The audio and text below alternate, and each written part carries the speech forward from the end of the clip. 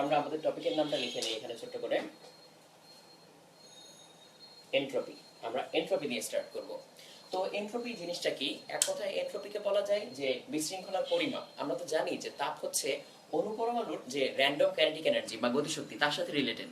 So entropy হচ্ছে কিভাবে বৃদ্ধি পায়?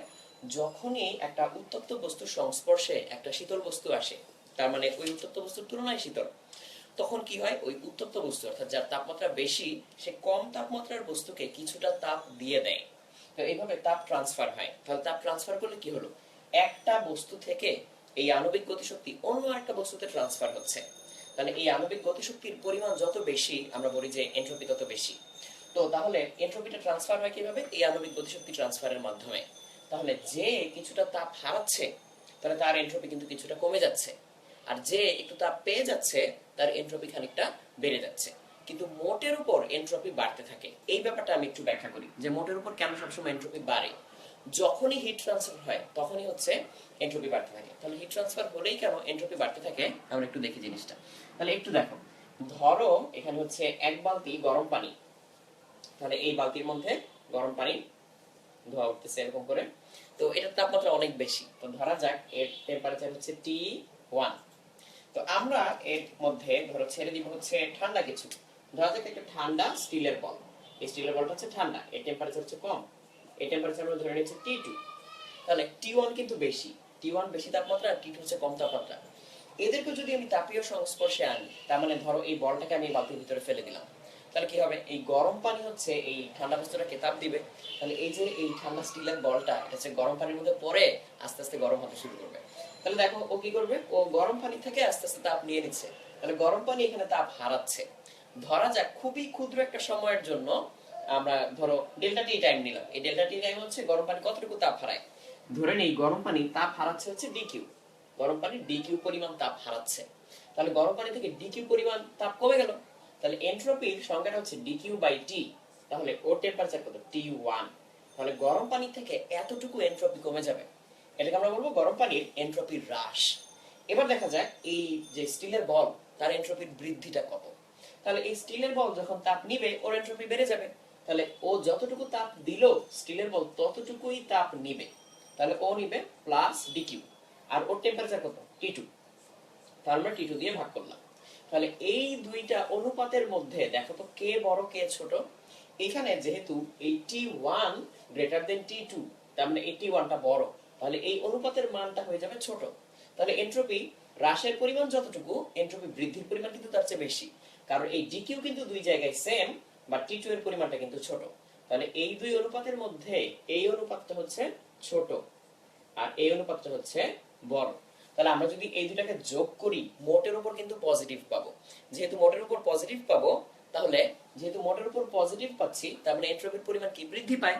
তাহলে এভাবে যখনই যতভাবে হিট ট্রান্সফার হয় ততবারই হচ্ছে এনট্রপি বৃদ্ধি পায়। তাহলে এনট্রপির পরিমাণ বাড়তেই থাকে বাড়তেই থাকে। তাহলে এক সময় গিয়ে এনট্রপির পরিমাণ কি হবে? এনট্রপির পরিমাণ এক সময় গিয়ে ম্যাক্সিমাম হয়ে যাবে, তার মানে ওর বেশি আর বাড়তে পারবে না। তাহলে সেটা কখন হবে? যদি আমি বলি যে হিট ট্রান্সফার হলেই এনট্রপি বাড়তে থাকে, তার মানে যখন আর হিট ট্রান্সফার হতে পারবে না তখন এনট্রপির পরিমাণটা হচ্ছে ফিক্সড হয়ে যাবে, সর্বোচ্চ হয়ে যাবে। তাহলে এখন সর্বোচ্চ হয়ে গেলে কি হবে? হিট ট্রান্সফার হচ্ছে না।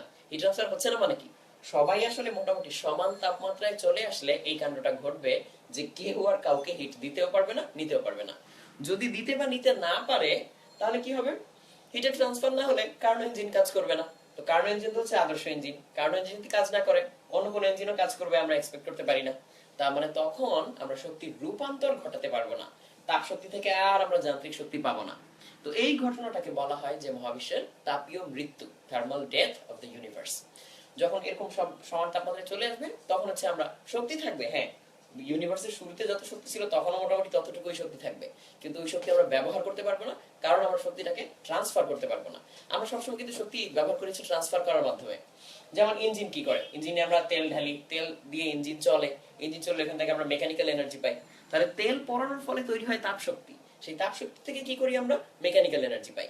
মেকানিক্যাল এনার্জি দিয়ে আমি চাইলে জেনারেটর চালাতে পারি, জেনারেটর থেকে ইলেকট্রিসিটি পাই, সেই ইলেকট্রিসিটি দিয়ে আমি আবার ফ্যান ঘোরাতে পারি, আবার যান্ত্রিক শক্তি হয়ে গেল, লাইট চালাতে পারি, আলোক শক্তি হয়ে গেল, চাইলে আমি চুলা জ্বালাতে পারি, এরকম অনেক কিছু।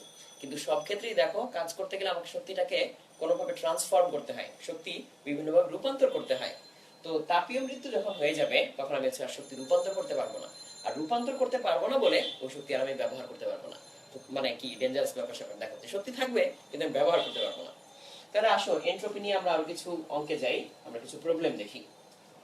যেমন ধরা যাক তোমাকে বলা হচ্ছে যে তোমার কাছে এক গ্লাস পানি, এই হচ্ছে পানির গ্লাস, তার মধ্যে হচ্ছে এক গ্লাস পানি।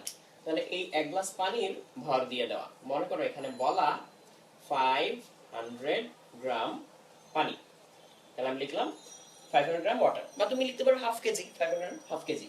তাহলে বলা হচ্ছে যে এই পানির টেম্পারেচার 10 ডিগ্রি সেলসিয়াস থেকে তোমাকে 20 ডিগ্রি সেলসিয়াসে উন্নীত করতে হবে। তাহলে এন্ট্রপির চেঞ্জ কত, বা এন্ট্রপির পরিবর্তন কতটুকু হবে? তো এটা করার জন্য দেখো এখানে হচ্ছে টেম্পারেচার চেঞ্জ হচ্ছে, তাই না? যদি টেম্পারেচার চেঞ্জ হয় তখন এন্ট্রপির ফর্মুলা হচ্ছে এরকম, M S loan T2 by T1। T2 হচ্ছে পরবর্তী তাপমাত্রা, এটা হচ্ছে T2 উপরেরটা, আর এটা হচ্ছে T1।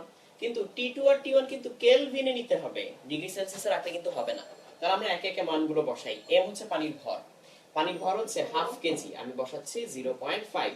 পানির জন্য এস, এই ছোট এস যেটা ছোট এস, এই ছোট এস এর পরিচয় হচ্ছে পানির যে আপেক্ষিক তাপ, পানির আপেক্ষিক তাপ কত? 4200। তাহলে আমি এখানে মানটা বসাচ্ছি 4200। এবার লন T2 বাই T1, তাহলে T2 এই 20 ডিগ্রি সেলসিয়াসকে আমরা যদি কেলভিনে নেই, কেলভিনে নিলে কত হবে? 0 ডিগ্রি সেলসিয়াস মানে 273 কেলভিন, তাহলে কত হবে? 293 কেলভিন হবে। তাহলে এখানে হবে 293, আর এখানে হচ্ছে 10 ডিগ্রি সেলসিয়াস, তো 10 ডিগ্রি সেলসিয়াস মানে 283 এরকম। তাহলে আমি যদি এখন একটা ক্যালকুলেটরে এই হিসাবটা করি, তাহলে দেখো আমি ক্যালকুলেটর নিচ্ছি, ক্যালকুলেটরে আমি হিসাবটা করছি। তাহলে 0.5 ইনটু 4200 ইনটু লন T2 কত? 293 ডিভাইডেড বাই T1 কত? 283। তাহলে আমি পেয়ে যাব এন্ট্রপির পরিবর্তন, আমি হচ্ছে 72.9। তাহলে অ্যানসারটা হচ্ছে আমার 72.9, 72.9। এই হচ্ছে আমার অ্যানসারটা। তাহলে এই 72.9 এই যে অ্যানসারটা পেলাম, এটা হচ্ছে এখানে এন্ট্রপির পরিবর্তন। তো আমরা চাইলে অন্য কেসেও এন্ট্রপির পরিবর্তন বের করতে পারি। যেমন ধরো বরফ গলনের বেলায় কিংবা পানির বাষ্পীভবনের বেলায় তখন কিন্তু তাপমাত্রার পরিবর্তন হয় না, কারণ গলনাঙ্ক আর স্ফুটনাঙ্কের সংজ্ঞাই হচ্ছে তাপমাত্রাকে গলনাঙ্ক বা স্ফুটনাঙ্কে স্থির রেখে বস্তুর অবস্থার পরিবর্তন করতে হয়। তাহলে এখানে যেটা হচ্ছিল যে পানি লিকুইডই ছিল, 10 থেকে 20 ডিগ্রিতে গেল, আর তখন হচ্ছে পানি বরফ থেকে হয় তরল হয়ে যাবে, অথবা তরল থেকে বাষ্প হয়ে যাবে, বা উল্টাটা হবে। তা আমরা ওরকম একটা কেস দেখি। এবার এই কেসের ক্যালকুলেশনটা তোমাদেরকে আমি করতে বলবো, আমি পুরো অঙ্কটা বুঝিয়ে দিচ্ছি, ফর্মুলা লিখে দিচ্ছি, তোমরা ক্যালকুলেশন করে আমাকে জানাবে যে রেজাল্টটা কি হয়। তাহলে দেখো আমি শুরু করি। ধরো বলা হচ্ছে যে আমরা বরফ গলনের সময় এন্ট্রপির চেঞ্জ বের করব। আমাদের কাছে এরকম একটা বরফের কিউব, আমরা এই বরফের কিউবটা থেকে দেখবো যে এন্ট্রপি কতটুকু চেঞ্জ হয়। ধরো এখানে হচ্ছে 100 গ্রাম বরফ, 100 গ্রাম আইস। তাহলে তুমি লিখতে পারো যে 0.1 কেজি, তাহলে 100 গ্রাম আইস। আমরা জানতে চাই এই বরফের টেম্পারেচারটা যদি এখন 0 ডিগ্রি সেলসিয়াস হয়, তাহলে এই বরফটা গলতে কতটুকু এন্ট্রপির পরিবর্তন হবে। দেখো বরফ গলনের সময় কিন্তু টেম্পারেচার 0 ডিগ্রি সেলসিয়াসেই স্থির থাকে। তাহলে এখানে আমরা যখন এন্ট্রপির পরিবর্তনটা বের করব, তাহলে সে তাপমাত্রা স্থির রেখে এন্ট্রপির পরিবর্তনটা বের করব। সেক্ষেত্রে সূত্রটা হচ্ছে আমাদের এরকম, S ইকুয়ালস m। এখন যেহেতু গলে যাচ্ছে তাহলে গলনের আপেক্ষিক সুপ্ততাপ ব্যবহার করতে হবে, সেটাকে আমরা লিখি হচ্ছে LF। LF মানে হচ্ছে ল্যাটেন্ট হিট অফ ফিউশন, বা গলনের আপেক্ষিক সুপ্ততাপ। তাহলে এটাকে আমি লিখে দিচ্ছি, এটা হচ্ছে গলনের আপেক্ষিক সুপ্ততাপ, সুপ্ততাপ বা ল্যাটেন্ট হিট অফ ফিউশন। তাহলে গলে যাওয়ার সময় প্রতি কেজি বরফ যতটুকু তাপ নেয় সেটা হচ্ছে ল্যাটেন্ট হিট অফ ফিউশন। তাহলে এই LF এর মানটা কত বরফের জন্য? এই LF এর মানটা হচ্ছে 3,36,000, 3,36,000। তাহলে এই হচ্ছে LF এর মান। তাহলে m into LF divided by T। এই T কি জিনিস? এইটি হচ্ছে এই গলনাঙ্ক, যে তাপমাত্রা হচ্ছে এই বরফটা গলবে। তাহলে এই গলনাঙ্কটা কত আমাদের এখানে? 0 ডিগ্রি সেলসিয়াস। কিন্তু এখানে T তে কি আমি 0 বসাবো? কখনো না, এই T বসবে কেলভিনে। তাহলে কেলভিনে যদি আমি বসাই, এটা হবে 273 কেলভিন। তাহলে এই মানটা আমাকে বসাতে হবে। তাহলে তোমরা যারা যারা এই অংশটুকু দেখে ফেললে, তারা এই এম, এলএফ এবং টি এদের মান বসিয়ে এনট্রপির পরিবর্তনটা কত আমাকে এক্ষুনি কমেন্টে জানাও, তাহলে আমি দেখতে পাবো যে কমেন্টে কে কে সঠিক উত্তরটা দিতে পেরেছো। তাহলে তোমরা করতে করতে আমিও এর সাথে সাথে এই ক্যালকুলেশনটা করে তোমাদের সাথে অ্যান্সারটা আমি মিলিয়ে নিচ্ছি। তাহলে আমি এখন ক্যালকুলেশনটা করতে যাচ্ছি M L F divided by T.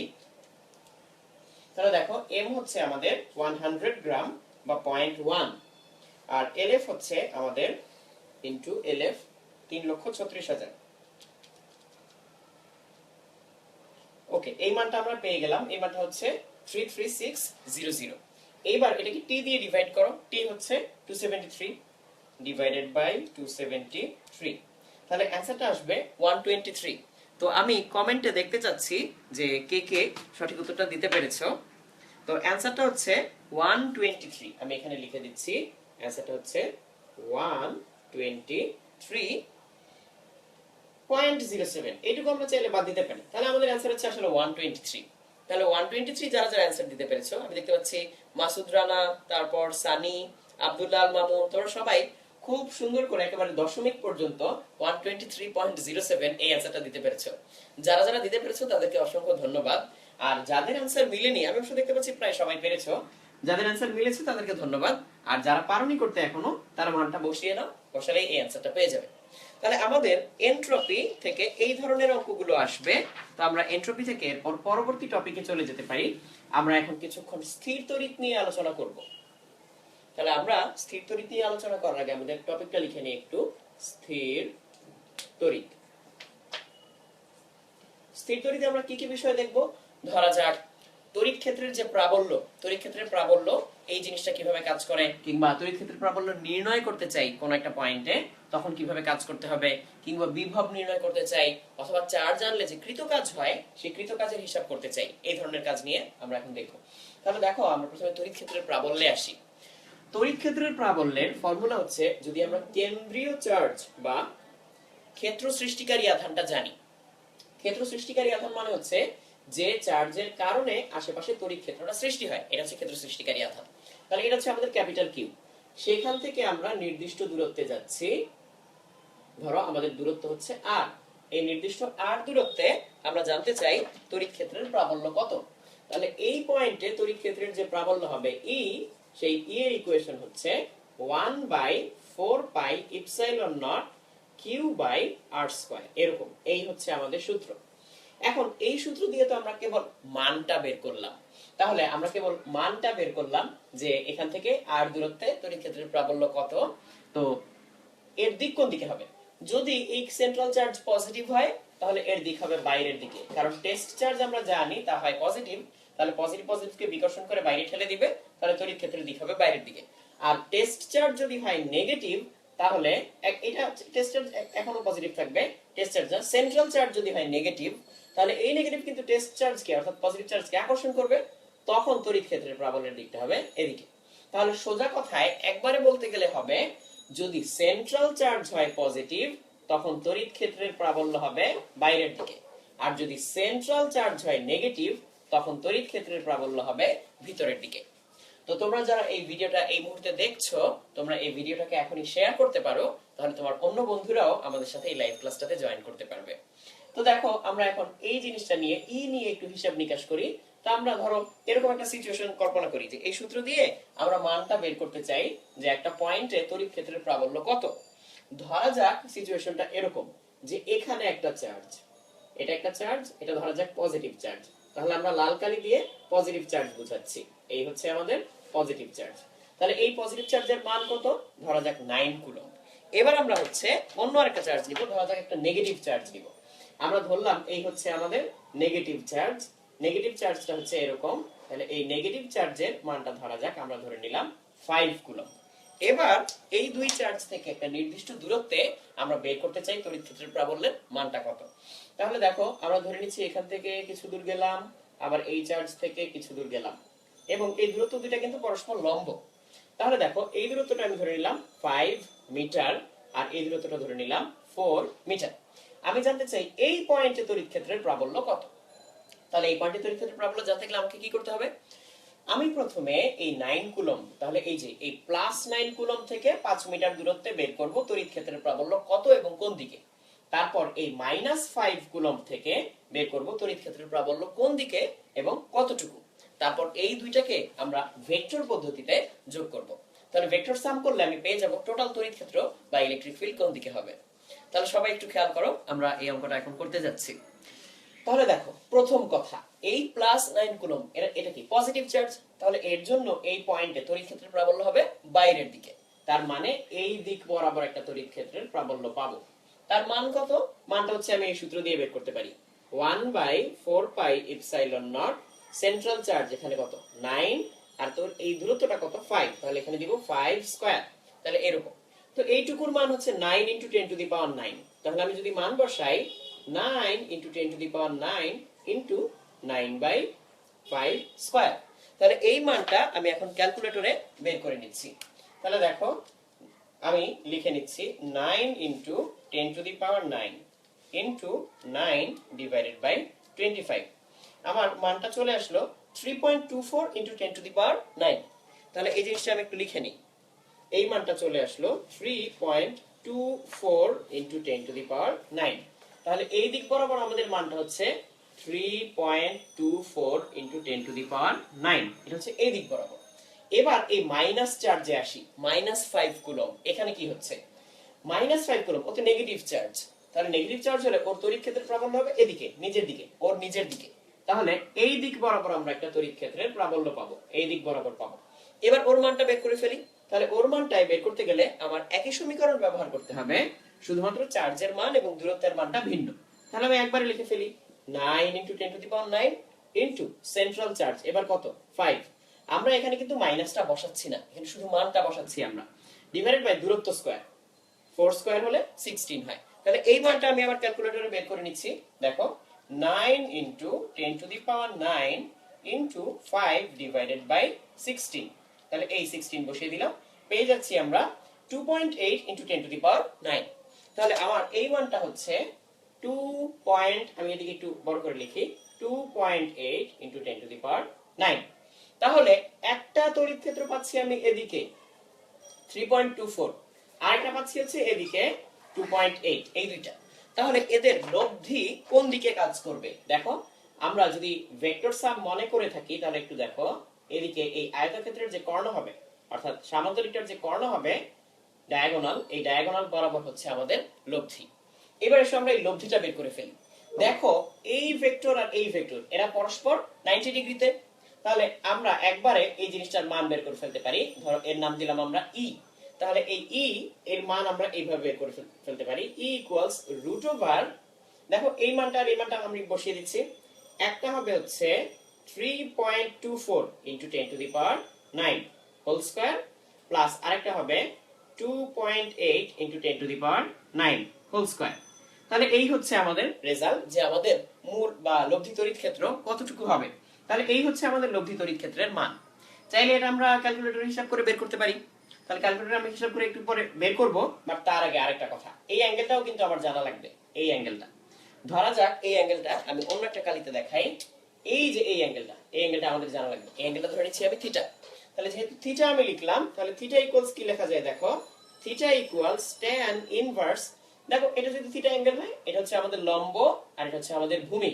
তাহলে tan ইনভার্স ইকুয়ালস লম্ব বাই ভূমি, পারপেন্ডিকুলার বাই বেস। তাহলে এখানে পারপেন্ডিকুলারটা কতটুকু? 2.8, আর বেসটা কতটুকু? 3.24। 10⁹ কেটে গেল, ওটা আমি আর লিখলাম না। তাহলে এই হচ্ছে tan ইনভার্স 2.8/3.24। এখন এই দুটো মান চলো আমরা বের করে ফেলি, তারপর আমি দেখব কে কে কমেন্টে সঠিক উত্তর করতে পেরেছো। তাহলে ধরো আমরা প্রথমে থিটা বের করে ফেলি। তাহলে tan ইনভার্স 2.8 ডিভাইডেড বাই 3.24 আমাদের চলে আসলো 40.8। তাহলে আমাদের একটা অ্যানসার হচ্ছে 40.8। তাহলে এই অ্যানসারটা হচ্ছে আমাদের 40.8। এবার চলো আমরা ওই অ্যানসারটা বের করে ফেলি, যে এই তড়িৎ ক্ষেত্রটা কতটুকু মানের। সেটা আমি বের করার জন্য প্রথমে 3.24 × 10⁹ এটাকে স্কয়ার করে নিচ্ছি। তারপর 2.8 × 10⁹ এটাকেও স্কয়ার করে নিচ্ছি। দুইটা যোগ করে তারপর আমি রুট করে দিলাম। অ্যানসারটা চলে আসলো এরকম। অ্যান্সার চলে আসলো 4.28 ইনটু 10 টু দি পাওয়ার 9। তাহলে 4.28 ইনটু 10 টু দি পাওয়ার 9 এটা হচ্ছে আমাদের এই অ্যান্সারটা। তাহলে দেখো এই অ্যান্সারটা আসলো 4.28 ইনটু 10 টু দি পাওয়ার 9। এই হচ্ছে আমাদের অ্যান্সার। আর এটা হচ্ছে আমাদের কত ডিগ্রি, সেই ডিগ্রি হিসাবটা হচ্ছে 40.8। তো এবার আমি কমেন্টে দেখতে যাচ্ছি কে কে সঠিক উত্তর করেছো। ওকে, তাহলে অনেকেই দেখতে পাচ্ছি সঠিক উত্তর করেছো। যারা যারা সঠিক উত্তর করতে পারলে এই এত কমপ্লেক্স ক্যালকুলেশন, তাদেরকে ধন্যবাদ। আর ওকে, মাসুদ রানা দেখতে পেরেছি অ্যানসার করেছো, সো তোমাদেরকে ধন্যবাদ। তোমরা সবাই অনেক কিছু পারো দেখা যাচ্ছে, খুব ভালো লাগলো ব্যাপারটা। এন্ড আরেকটা কাজ করতে পারো তোমরা, কমেন্টে যার যার জেলার নামটা লিখে ফেলো, তাহলে আমরা এটাও জানতে পারবো কে কে কোন জেলা থেকে এখন ক্লাস করছো। তোমরা তো অলরেডি কলেজের নাম লিখেছো, এখন জেলার নামটাও লিখে ফেলো। তো দেখো 4.28 into 10 to the power 9 আর থিটার মানটা পেয়েছি tan ইনভার্স 2.8 বাই 3.24, এই মানটা হচ্ছে 40.8 ডিগ্রি। তার মানে হচ্ছে এই রেখার সাথে 40.8 ডিগ্রি করে এত মানের একটা তড়িৎ ক্ষেত্র কাজ করবে। তাহলে এইভাবে ভেক্টর সাম করে আমরা চাইলে তড়িৎ ক্ষেত্রের প্রাবল্যের মান এবং দিক, তাহলে এরকম করে তুমি চাইলে তড়িৎ ক্ষেত্রের মান বের করতে পারো। সেখানে এই দুইটা চার্জ না দিয়ে আরো বেশিও চার্জ কিন্তু দিতে পারে। ভেক্টর যদি হয় তুমি তো ভেক্টর যোগ করতে পারো, তখন ভেক্টর যোগ করে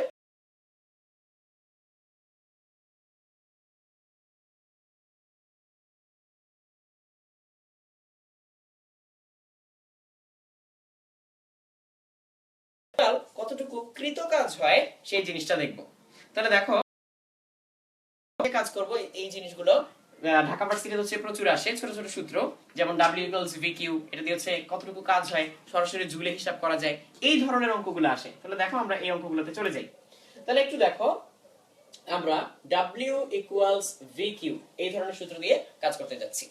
তাহলে দেখো এখানে W = VQ এই সূত্র দিয়ে অঙ্ক কেমন হতে পারে, যেমন এরকম হতে পারে। এটা হচ্ছে একটা চার্জ, এটা হচ্ছে একটা চার্জ, এই চার্জের মান ধরে নিচ্ছি আমি 10 কুলম্ব, এই চার্জের মান ধরে নিচ্ছি আমি 10 কুলম্ব। তাহলে এই চার্জ থেকে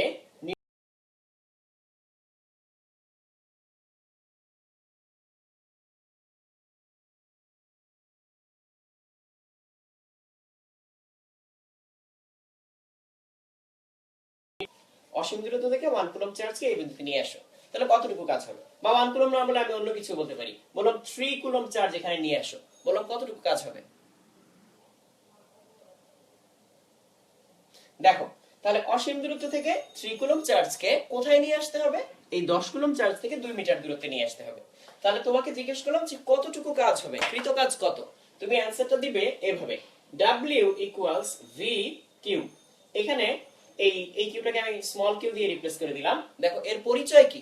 এর পরিচয় হচ্ছে W হচ্ছে কৃত কাজ, V হচ্ছে এই পয়েন্টে যতটুকু ভোল্টেজ তৈরি হয়ে থাকবে কার কারণে, এই 10 কুলম্বের কারণে। আর এই স্মল কিউ হচ্ছে এইটা, স্মল কিউ হচ্ছে এই যে এইটা, এটাকে বলা হচ্ছে টেস্ট চার্জ, বা যেটাকে আমি বাইরে থেকে নিয়ে আসলাম, হ্যাঁ, এক্সটার্নাল চার্জ। তাহলে এটা ছিল আমার সেন্ট্রাল চার্জ আর এটা হচ্ছে আমাদের এক্সটার্নাল চার্জ। তাহলে এখন দেখো W = VQ এই সূত্র দিয়ে যদি আমি অঙ্ক করতে চাই, তাহলে কি লাগবে? প্রথমে এই পয়েন্টে V বের করা লাগবে। V এর সমীকরণ কি? V এর সমীকরণ হচ্ছে 9 × 10 to the power 9 into central charge divided by distance. এটা হচ্ছে V এর সূত্র। এই সূত্র দিয়ে আমরা V বের করতে পারি। তাহলে সেটা এখানে বসিয়ে দেই। আমরা বসাচ্ছি 9 × 10 to the power 9। Central charge এখানে কোনটা? 10। তাহলে এখানে বসাবো সেন্ট্রাল চার্জ 10 ডিভাইডেড বাই এই যে দূরত্ব, দূরত্বটা কত? 2 মিটার। তাহলে এই হচ্ছে আমাদের এখানে V এর মান। তাহলে এই V আমাদের বের করা হয়ে গেল, এত ভোল্ট। এবার বাইরে থেকে যে চার্জটা নিয়ে আসলাম সেটা কত কুলম্ব? 3 কুলম্ব। তাহলে এখানে আমি 3 কুলম্ব নিয়ে আসলাম। তাহলে এই 3 দিয়ে গুণ করলে আমি পেয়ে যাব অসীম দূরত্ব থেকে একটা 3 কুলম্ব চার্জকে এই 10 কুলম্ব চার্জের থেকে 2 মিটার দূরে একটা বিন্দুতে এনে রাখতে কতটুকু কাজ হয়। তাহলে দেখো এই হিসাবটা আমরা করে ফেলি। হিসাবটা খুবই সোজা, আমরা একটা ক্যালকুলেটরের সাহায্যে এই হিসাবটা করে ফেলি। 9 × 10 টু দি পাওয়ার 9 ইনটু এই দেখো 10/2 হচ্ছে আসলে 5 হবে, ইনটু 3। তাহলে আসবে আমাদের 1.35 × 10 to the power 11, 1.35 × 10 to the পাওয়ার 11। তাহলে আমাদের রেজাল্টটা হচ্ছে 1.35 × 10 টু দি পাওয়ার 11। এত জুল আমাদের কাজ করা লাগবে কিসের জন্য? অসীম দূরত্ব থেকে 3 কুলম্ব চার্জকে এই 10 কুলম্ব চার্জ থেকে 2 মিটার দূরত্বে এনে স্থাপন করার জন্য। তো এরকম করে অনেক অঙ্ক দিতে পারে যেগুলো চাইলে আসলে হাতে হাতেও ক্যালকুলেশন করা যায়। যেমন এখানে যদি আমি 5, এখানে তো 5, 10/2 5 3, তাহলে 15, আর এখানে হচ্ছে আমি গুণ করে দিলে 9 × 15 135 হয়ে যেত। তাহলে ওইখান থেকে হচ্ছে আমরা বের করে ফেলতে পারতাম যে কতটুকু কাজ হয়। তাহলে এরকম করে এগুলো চাইলে হাতেও ক্যালকুলেশন করা যায়, ক্যালকুলেটরে তাড়াতাড়ি হয় বাট হাতেও করা যায়। তো এই ধরনের জিনিসগুলো চাইলে আসতে পারে, অবজেক্টিভে দিতে পারে সহজ সহজ ক্যালকুলেশন। তো এরকম করে আমরা বিভব থেকে কৃত কাজ বের করে ফেলতে পারি। তো এরকম আরো অনেক কিছু থাকতে পারে, যেমন ক্যাপাসিটর থেকে ম্যাথ থাকতে পারে। তাহলে আমরা ক্যাপাসিটরের কিছু ম্যাথে যাই। ক্যাপাসিটর ক্যাপাসিটর ক্যাপাসিটর তাহলে আমরা ক্যাপাসিটর ম্যাথ করতে যাচ্ছি। তো ক্যাপাসিটর ম্যাথ শুরু করার আগে তোমরা এই ভিডিওটা এক্ষুনি একবার শেয়ার করে ফেলো, তাহলে যারা যারা এখন ক্লাসটা দেখতে পাচ্ছে না তারাও একটা নোটিফিকেশন পেয়ে যাবে এবং তোমাদের সাথে ক্লাসটা করতে পারবে। তো আসো আমরা ক্যাপাসিটর নিয়ে একটু দেখি। ক্যাপাসিটরে দুইটা প্যারালাল প্লেট থাকে, সমান্তরাল দুইটা পাত থাকে। তো ক্যাপাসিটরকে তুমি যখন একটার সাথে আরেকটা প্যারালাল করবে তখন ক্যাপাসিটরের ক্যাপাসিটেন্স বেড়ে যায়, আর যখন ক্যাপাসিটরকে সিরিজ করবে তখন ক্যাপাসিটেন্স কমে যায়। তো আমি একটু পরে ফর্মুলায় যাচ্ছি, তার আগে একটু বলে নিই ক্যাপাসিটেন্স বা ধারকত্ব এই জিনিসটা কি। ক্যাপাসিটরে যে সমান্তরাল দুইটা প্লেট থাকে তাকে যদি আমি ব্যাটারির সাথে কানেক্ট করি, এটা পজিটিভ আর নেগেটিভ, তাহলে এখানে পজিটিভ চার্জ জমা হয়, এখানে আস্তে আস্তে নেগেটিভ চার্জ জমা হয়, এবং এখানে প্লাস কিউ চার্জ জমলে এখানে ঠিক ঠিক মাইনাস কিউ চার্জই জমা হয় সমান সমান। এরপর আমি যদি ব্যাটারি রিমুভ করে ফেলি তাহলে এখানে একটা ভোল্টেজ থেকে যাবে, কারণ এর মধ্যে চার্জ রয়ে গেল। এবার আমি যদি একটা কিছু ধর একটা বাতি কানেক্ট করে দিই এটার সাথে, তাহলে বাতি কানেক্ট করে দিলে ইলেকট্রনগুলো এই বাতির ভিতর দিয়ে এখানে চলে আসবে, এবং যতক্ষণ ধরে চলে আসবে ততক্ষণ ধরে বাতিটা জ্বলতে থাকবে। তাহলে এরকম করে একটা ক্যাপাসিটর কাজ করে। তাকে ব্যাটারি দিয়ে চাইলে চার্জ করা যায়, চার্জ করলে সে চার্জ ধরে রাখে, এবং চার্জ ধরে রাখলে পরে ওই চার্জটাকে ব্যবহার করা যায়। তাহলে এই ক্যাপাসিটর হচ্ছে সাময়িকভাবে কিছু শক্তি জমা রাখে। এখন ক্যাপাসিটর যে সাময়িকভাবে শক্তি জমা রাখে, ও ক্যাপাসিটর কিন্তু ব্যাটারি না, ও ব্যাটারির মতো এত শক্তি জমা রাখতে পারে না। ব্যাটারি, একটা রিচার্জেবল ব্যাটারি যত শক্তি জমা রাখতে পারে, একটা ক্যাপাসিটর অত বেশি শক্তি জমা রাখতে পারে না। কিন্তু ক্যাপাসিটর যেটা করতে পারে সেটা হচ্ছে খুব দ্রুত চার্জ ডিসচার্জ হতে পারে। তেমন একটা ব্যাটারি চার্জ করতে আমাদের যেখানে ঘন্টা 2-3 সময় লাগে একটা ব্যাটারিকে ফুল চার্জ করতে, ক্যাপাসিটর চার্জ করতে অত সময় মোটেই লাগে না। বড় জোরে 1 সেকেন্ড 2 সেকেন্ড লাগে, আর যদি অনেক বেশি ক্যাপাসিটেন্সের ক্যাপাসিটর সুপার ক্যাপাসিটর হয় তখন 10 সেকেন্ড 20 সেকেন্ড লাগতে পারে, এর বেশি লাগে না। তাহলে ক্যাপাসিটরের সাথে ব্যাটারি হচ্ছে এই তফাৎ। তাহলে ক্যাপাসিটেন্সের যে ফর্মুলা C = Q/V, এর মানে হচ্ছে প্রতি একক ভোল্টেজের জন্য ওকে যত চার্জ দিতে হয়, এটাই হচ্ছে ওর ক্যাপাসিটেন্স। তাহলে এটাকে আমরা বলবো হচ্ছে কুলম্ব পার ভোল্ট, এটাকে আমরা বলবো ফ্যারাড ফ্যারাড ফ্যারাড। তাহলে আমি যদি বলি একটা ক্যাপাসিটরের ক্যাপাসিটেন্স 10 মাইক্রোফ্যারাড, এর মানে কি? এই ক্যাপাসিটরের ক্যাপাসিটেন্স 10 মাইক্রোফ্যারাড মানে হচ্ছে একটা ক্যাপাসিটর ধর আমরা আঁকলাম বাজারে, এরকম ক্যাপাসিটর এর ভোল্টেজ ডিফারেন্স 1 ভোল্ট করে বাড়ানোর জন্য আমাকে 10, তাহলে ওর দুই পায়ের বিভব পার্থক্য প্রতি 1 ভোল্ট করে বাড়তে গেলে আমার 10 মাইক্রোকুলম্ব করে চার্জ ওর গায়ে দিতে হবে। তাহলে আমি যদি 20 মাইক্রোকুলম্ব দেই তাহলে 2 ভোল্ট বাড়বে, যদি 30 মাইক্রোকুলম্ব দেই 3 ভোল্ট বাড়বে, এভাবে বাড়তে থাকবে। এই হচ্ছে আমাদের ক্যাপাসিটেন্স। তাহলে এবার চলো আমরা ক্যাপাসিটর থেকে দুই একটা সিরিজ প্যারালালের প্রবলেম দেখে ফেলি। ধরা যাক আমাদের এখানে দুইটা ক্যাপাসিটর এরকম সিরিজ করা, 20 মাইক্রোফ্যারাড আর হচ্ছে ধরো 5 মাইক্রোফ্যারাড। তাহলে সিরিজ করলে ফর্মুলাটা হচ্ছে এটা C1 এটা C2, সিরিজ করলে এই সিরিজ ক্যাপাসিটেন্সের ফর্মুলা হচ্ছে 1/C1 1/C2 হোল ইনভার্স। তাহলে আমাদের এখানে হয়ে যাবে 1/20 1/5 হোল ইনভার্স, অ্যান্সার হচ্ছে 4 মাইক্রোফ্যারাড হয়ে যাবে তখন। তাহলে এরকম করে সিরিজ করলে 4 মাইক্রোফ্যারাড হয়ে যাচ্ছে। একটা জিনিস খেয়াল করে দেখো, আমাদের এখানে 20 মাইক্রোফ্যারাড ছিল আর 5 মাইক্রোফ্যারাড ছিল, তাই না? কিন্তু সিরিজ করার পর হয়ে গেল 4, অর্থাৎ যারা যারা সিরিজে থাকে তাদের মধ্যে যে সবচেয়ে ছোট সিরিজ ক্যাপাসিটেন্স হয় তার চেয়েও ছোট। তাই আমি যদি এখানে আরেকটা ক্যাপাসিটরকে সিরিজ করতাম, 1 মাইক্রোফ্যারাডকে সিরিজ করতাম, তখন সিরিজ ক্যাপাসিটেন্স 1 মাইক্রোফ্যারাডের চেয়েও ছোট হয়ে যেত। তার মানে সিরিজে যে সবচেয়ে ছোট থাকবে সিরিজ ক্যাপাসিটেন্স তার চেয়েও ছোট হবে। আমি বাকি যত কিছুই লাগাই, এখানে 1000, এখানে 1 লক্ষ, কিন্তু এখানে 1, তখন 1 এর চেয়েও ছোট হয়ে যাবে।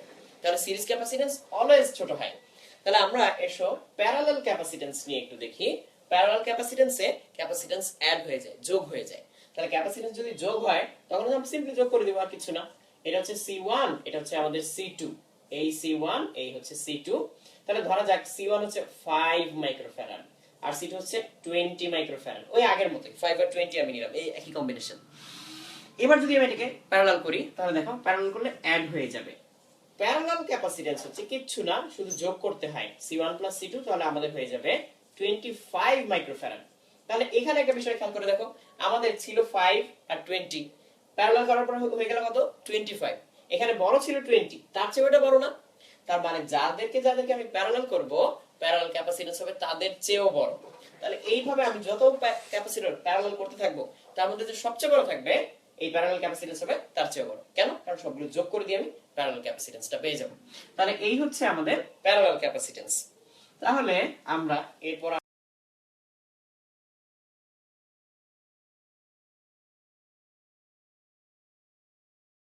তুল্য রোধ, এরকম কিছু প্রবলেম আমরা দেখি। তাহলে একটু খেয়াল করো, আমরা তুল্য রোধে যাচ্ছি। তুল্য রোধে যাওয়ার আগে বলে দেই, সিরিজ রেজিস্ট্যান্সে কি করতে হয়? শুধু যোগ করতে হয়। ধরো এটা 5 ছিল, এটা 7 ছিল, তাহলে যোগ করলে টোটাল কত হয়ে যাবে? 12 ওহম। সিরিজে কেবল যোগ করতে হয়। আর যখন আমরা প্যারালাল করব, তখন হচ্ছে ইনভার্স করে যোগ করে ইনভার্স করতে হয়। যেমন ধরো এখানে ছিল 6, এখানে ছিল 3, এদেরকে যদি আমি প্যারালাল করি তাহলে লিখব 1/6 প্লাস 1/3 হোল ইনভার্স, এরকম লিখবো। তাহলে এই যদি আমি লিখি তাহলে দেখো কি আসে, এখানে 6 থাকবে, এখানে 1 থাকবে, এখানে কত থাকবে? 2। তাহলে আমি কত পাচ্ছি? এটাকে ইনভার্স করলে 6/3 অর্থাৎ 2 ওহম পাচ্ছি। তাহলে এই হচ্ছে আমার প্যারালাল ক্যাপাসিট্যান্স। তাহলে সিরিজ করলে আমাকে শুধু যোগ করলেই চলে, আর প্যারালাল করলে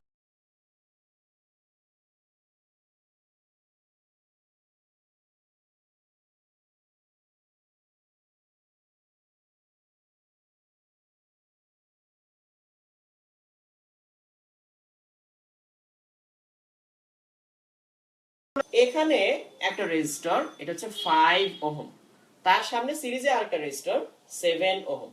দেখো সিরিজ আমি কিভাবে বুঝবো?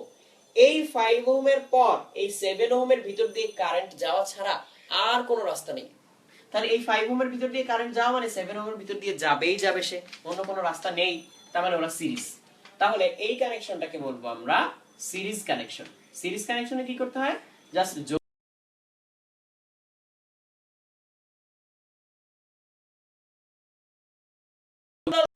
প্যারালাল হলে হচ্ছে দুইটা কমন পয়েন্ট থাকবে, এই একটা কমন পয়েন্ট, এইখানে একটা রেজিস্টর, এই আরেকটা কমন পয়েন্ট, এখানে আরেকটা রেজিস্টর। এটা হচ্ছে আমাদের ধরো 6 ওহম বলেছিলাম আর এটা 3 ওহম বলেছিলাম, এখন যোগ করে ফেলি আমরা যে কত হয়, প্যারালাল করে ফেলি। প্যারালাল করলে হচ্ছে এগুলোকে ইনভার্স করে অ্যাড করে ইনভার্স করতে হয়। তাহলে দেখো 6 কে ইনভার্স করলাম 1/6, 3 কে ইনভার্স করলাম 1/3 হোল ইনভার্স। তাহলে এই হিসাবটুকু যদি আমি করি, এখানে 6 1 প্লাস 3 দিয়ে কাটলে 2, এইটাকে হোল ইনভার্স করো, তাহলে তুমি পাবা এখানে 6 এখানে 3, তাহলে আমি পেয়ে যাচ্ছি 2 ওহম। তাহলে দেখো সিরিজ করলে রেজিস্ট্যান্স বাড়ে, এটা কিন্তু ক্যাপাসিটরের উল্টো ফর্মুলা, কারণ ক্যাপাসিটর সিরিজ করলে কমতো। এটা হচ্ছে আমাদের প্যারালাল, এটা হচ্ছে আমাদের প্যারালাল। এই সিরিজ করলে এখানে রেজিস্ট্যান্স বাড়ে, 5 আর 7 মিলে 12 হয়ে যাচ্ছে, আর প্যারালাল করলে কিন্তু কমে যায়। 6 আর 3 প্যারালাল করে দেখো 2 হয়ে গেল, তাহলে কমে যাচ্ছে। তাহলে আমরা এখন একটা সার্কিট থেকে তুল্য রোধ বের করার চেষ্টা করব। তাহলে এই সার্কিট থেকে যদি আমরা তুল্য রোধ বের করার চেষ্টা করি, তাহলে দেখো কোথায়, আচ্ছা তাহলে দেখো, তাহলে আমরা এখানে দেখতে পাচ্ছি যে 6 আর 3 মিলে এখানে হয়ে যাচ্ছে 2 ওহম। দেখো অনেকে একটা অ্যানসার লিখেছো হাফ ওহম, আমি এই হাফ ওহমের ব্যাপারটা একটু বলি। দেখো এখানে কিন্তু ইনভার্স করা 1/6 প্লাস 1/3 তারপর হোল ইনভার্স করা, তাহলে এই ব্যাপারটা একটু খেয়াল করো। এখানে 1/6 আর 1/3 অ্যাড করলে হাফ হয়, হ্যাঁ এইটুকু পর্যন্ত ঠিক আছে, কিন্তু তারপর পুরোটাকে ইনভার্স করতে হবে। তো তাহলে হাফ কে ইনভার্স করলে কত হয়ে যাচ্ছে? 2, সো অ্যানসার হচ্ছে 2। তো এই জন্য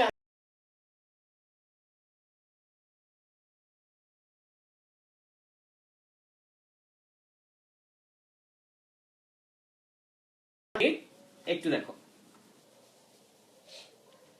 ধরো আমরা এরকম একটা সার্কিট সলভ রেজিস্টর এইরকম করে, হ্যাঁ, তারপর হচ্ছে এখানে আরেকটা রেজিস্টর, এখানে আরেকটা রেজিস্টর এরকম, তারপর এখানে একটা রেজিস্টর, এখানে আরেকটা রেজিস্টর, তারপর এরকম শেষ। এটা আমরা সলভ করতে চাই। এগুলো বলে দিচ্ছি। ধরো এটা হচ্ছে 3 ওহম, এটা 2 ওহম, এটা হচ্ছে ধরো 20 ওহম, আর তারপর এখানে আমরা ধরে নিচ্ছি 6 ওহম, এখানে 3 ওহম। তো এই জিনিসটা আমাদেরকে বের করতে হবে যে কত। তাহলে দেখো আমরা বের করে ফেলি কতটুকু হয়। এইখানে তাকিয়ে দেখো, এই 2 আর 3 এরা যে সিরিজ, দেখেই বোঝা যাচ্ছে। এই 2 আর 3 সিরিজ কেন দেখেই বোঝা যাচ্ছে? কারণ হচ্ছে এই 3 এর ভিতর দিয়ে কারেন্ট গেলে 2 এর ভিতর দিয়ে না গিয়ে পারে না, 3 থেকে 2 তে একটাই রাস্তা। তাহলে 3 আর 2 যদি সিরিজ হয়, আমরা 3 আর 2 কে মুছে ফেলে এখানে একবারে 5 লিখতে পারি। তাহলে আবার খেয়াল করো, 3 আর 2 সিরিজ, তাই আমি কি করব, 3 প্লাস 2 করে দিব। যদি 3 প্লাস 2 করে দেই, তাহলে দেখো এটাকে আমি মুছে দিচ্ছি, 3 আর 2 মুছে দিচ্ছি। 3 আর 2 মুছে কত হয়ে যাবে, এখানে হয়ে যাবে 5 5 ওহম। তাহলে এবার এই ছবিটার দিকে তাকাও, এখানে দেখো এই পয়েন্টের সাথে এই পয়েন্ট কানেক্টেড, তাই না? কিছু নাই, রেজিস্ট্যান্স নাই। তাহলে এই দুইটা পয়েন্ট আসলে একই পয়েন্ট। যেহেতু একই পয়েন্ট, আমি এইভাবে আঁকতে পারি না চাইলে? একই পয়েন্ট বলে আমি এইভাবে আঁকতে পারি যে সেম পয়েন্ট, এই যে সেম পয়েন্ট, একই পয়েন্ট। তাহলে এই উপরে এটাও তো সেম পয়েন্ট, তাহলে সেম পয়েন্টকে আমি এইভাবে আঁকতে পারি এই। তাহলে ছবিটাকে আমি আবার একটু নতুন করে এঁকে নিলাম, আর কিছু না। তাহলে ছবিটাকে নতুন করে আঁকলে এখন দেখো খুব পরিষ্কার করে বোঝা যাচ্ছে যে এই 20 ওহম আর 5 ওহম কিন্তু প্যারালাল। কারণ এই 20 আর 5 দুইজনেরই এক মাথা দেখো এখানে কমন, আবার এই 20 আর 5 দুইজনেরই আরেক মাথা এখানেও কমন। তাহলে দুই মাথায় যদি কমন হয় তাহলে তো এরা প্যারালাল। তাহলে এই 20 প্যারালাল করব। তাহলে আমরা যদি এখন হিসাব করি যে 20 প্যারালাল করলে কত হয়, তাহলে আমরা পেয়ে যাব হচ্ছে 4। কারণ 1/20 প্লাস 1/5, দেখো আমি লিখে দেখাচ্ছি, 1/20 প্লাস 1/5 হোল ইনভার্স। এই হোল ইনভার্সের কথা ভুলে যেও না, এই হোল ইনভার্সের কথা ভুলে গেলে রেজাল্টটা ভুল চলে আসবে। তাহলে এটা চলে আসবে হচ্ছে 4। তাহলে এখানে আমরা পাবো 4। আর এই যে 6 আর 3 আমরা তো একটু আগেই প্যারালাল করলাম, 6 আর 3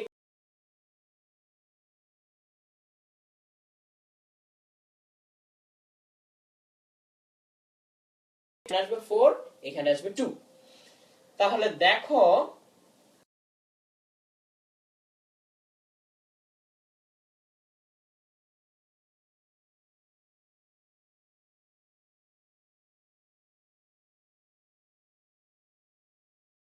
অবশ্যই সিরিজ, কারণ হচ্ছে এই দেখো একটা রাস্তা দিয়ে কারেন্ট এসে এদিক দিয়ে চলে যাচ্ছে।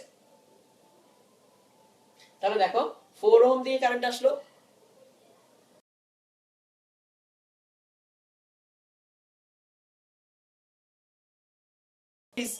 সিরিজ করলে কি করতে হয়, জাস্ট যোগ করে দিতে হয়। তাহলে অ্যানসারটা হবে হচ্ছে 4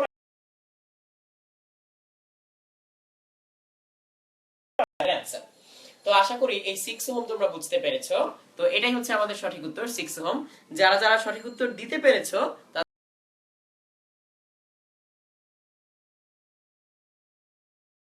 ব্যাটারি ক্যাপাসিটরের মধ্যে পার্থক্য কি, এছাড়া জানতে চেয়েছো ক্যাপাসিটরের কাজ কি। ক্যাপাসিটরের কাজটা আমি বলে দিই, ক্যাপাসিটর হচ্ছে সাময়িকভাবে শক্তিটাকে জমা রাখতে পারে, জমা রাখতে পারবে না। যেমন আমাদের বিভিন্ন জায়গায় রেকটিফায়ার সার্কিটে ক্যাপাসিটর দরকার হয়।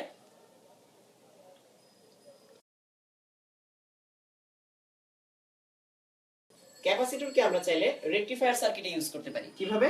আমরা রেকটিফায়ার সার্কিটে একটা ডায়োড দিয়ে রেজিস্টরের ভিতর দিয়ে যখন এসি কারেন্ট পাস করি, তখন হচ্ছে এর ভিতর দিয়ে কারেন্টটা একমুখী হয়। কিন্তু এই কারেন্টটা হচ্ছে এইভাবে বাড়তে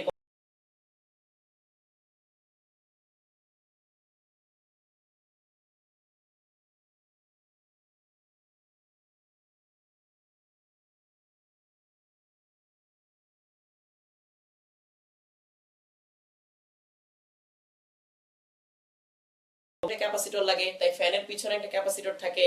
তারপর হচ্ছে অনেক জায়গায় কম্পিউটার ভিতরে খুললেই দেখবে অসংখ্য ক্যাপাসিটর, এরকম বিভিন্ন জায়গায় ক্যাপাসিটর লাগে। এখন বিভিন্ন ক্যাপাসিটরকে আবার চাইলে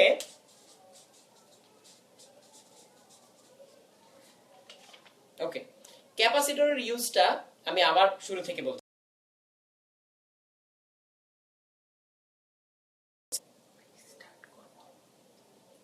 ওকে, তাহলে দেখো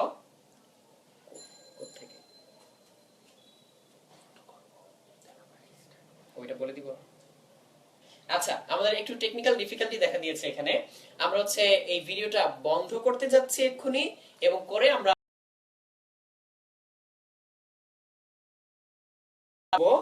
দেন তারপর আমরা আবার রিস্টার্ট করব।